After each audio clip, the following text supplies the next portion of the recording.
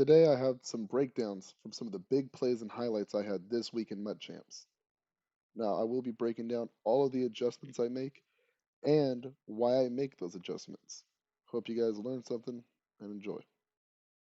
And we are underway at Allegiant Stadium. Pulls it in at the 13. And able to get this across the 20, but not much further as he's dropped at the 23-yard line. We can do gun stack left legs. I've seen a lot of people actually using this formation. He's got Parham in the slot. Alright. That's the Y stack formation. I'm going to create an overload blitz by blitzing Micah off the right. I don't want to blitz Lawrence Taylor because he has a running back here. So even if I blitz Lawrence Taylor, he's probably just going to get picked up. So I'm going to put Lawrence Taylor in a flat. Now I'm going to come down here and occupy the center just a little bit with my user. I know out of this formation, there are no default streaks out of either of those two receivers. So I'm not really worried about this flat or the seam right away. Unless he audibles to one of them to a seam, they're not just going to run a seam by default. So I know that all I have to do is cover this area here. Now play fake here on first down. And right away, oh yes, oh yes. And it's picked up by the Patriots. And they will set up shop red zone. Oh no, come on. It's the first. What? Damn. All right, on to the next one. Just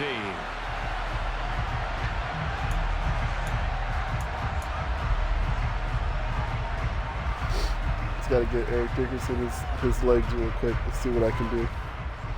I want to, like, ideally, I really want to try to get like 10, maybe 15 rushing attempts a game. That's what I need to be doing.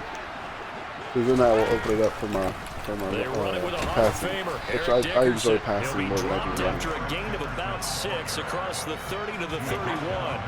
They'll come up now 2nd and 4 from the 31. Dickerson trying the right side. Oh my gosh, Julius Peppers is a monster. That card is so ridiculous, dude. It'll go down as a 2-yard loss, and it brings up he was running stride for stride. We know both of these safeties were good in run support, but how about the play we just saw there? How about that closing speed? Able to get to the outside part of the field and turn that play into a loss. Throwing is Brady on 3rd down. He gets this to Devontae Adams. Oh, Devontae Adams. And he sheds a tackle. Now he's got some space. And he is finally forced out of bounds inside the 30-yard line. So now the big play has him all the way inside the 30 now, 1st and 10. Now Brady. Got a man open. It's Darren Waller. And he'll be brought down at about the 23-yard line. I think this play here shows exactly what makes Hot Route Master so important. So right here, I'm thinking it's either one of two things. It's either going to be cover 1 or cover 3. I know that because I just saw the safety come down here. I know that as soon as the ball gets hiked, he's going to take off back towards the middle. Which means if this is cover 3, this guy on the outside is going to drop straight back into a deep blue. When that happens, I'll have a window here for a backside post route against cover 3. And if I do it in time, the safety won't be able to get over there. Now, there is a chance that his user makes a great play and gets back there. If his user does get back there and shuts down the post route, and it is Julius Peppers, I can hit this Texas route right here over the middle of the field. So this Texas route, I'm only going to throw it there if the user completely misses it and takes off somewhere else. Now, as I said, there is a chance that this is man. If it does turn out to be man, Moss should beat his man immediately and get wide open. And if that doesn't work, I have a check down here to Darren Waller. Now, this is a zig route versus man, should beat it. If he runs a hard flat, that's not going to be there. But if it is a hard flat and the user plays a Texas route, this post route should be more than 8. Throwing again on 2nd down. Brady. And that Yes, and it's touchdown. Backside push, baby. Cover 3 blitz. Throwing to start the drive. Bledsoe. Oh, catch that, Ninja. Come on, catch that. Charles already trailing by a touchdown early. This offense, how imperative is it for them to get points out of this drive? Well, they feel like they have to go ahead and match because of what was. All right, so on this play, I'm going to send pressure from the left side off Lawrence Taylor. Normally, Lawrence Taylor should be dropping back in a curl flat. This is a cover 4 out of 4-6-1. But last time I ran a cover 3, last play, I ran a cover 3 and I blitzed Micah. And I got home, forced an incomplete pass. Now, with the running back lined up on the right side and this player's tendencies, I know he's probably going to send him out on a route, which means I am risking giving up this flat here. I mean, if he runs a zig route, out route, whatever, he's got a nice 5-yard catch minimum.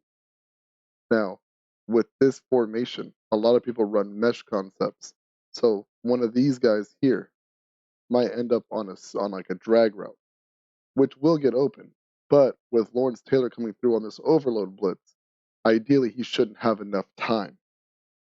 Now it is 2nd and long, so I'm guessing he's probably going to throw it here. Now, I do base the line almost every time when I'm sending pressure because it brings Lawrence Taylor in more. He takes a few more steps inside. I am going to occupy the center again. So all I need to do is drop back, watch if there's any crossing routes coming here, watch to see if the running back goes in for like a Texas route, or watch if this guy here on the outside goes in for like a crosser, post, or something like that. Other than that, hopefully Lawrence Taylor beats all of that and we get a sack. Already on the board against their defense. I think there we go, LT. Let's go. That's the Hall of Famer Lawrence Taylor doing what he does best. Now on 3rd and long, they'll look to throw. And complete to Zach Ertz.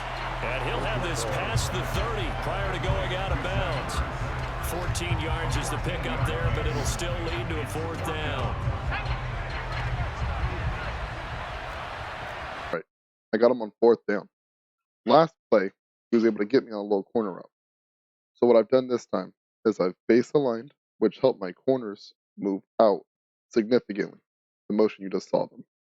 But also I'm going to press, which is going to bring them down. My goal with base aligning and pressing is, one, I've base aligned all the other plays before. So I'm getting the same motion from my linebackers. The only thing different now is I've pressed, bringing my corners down.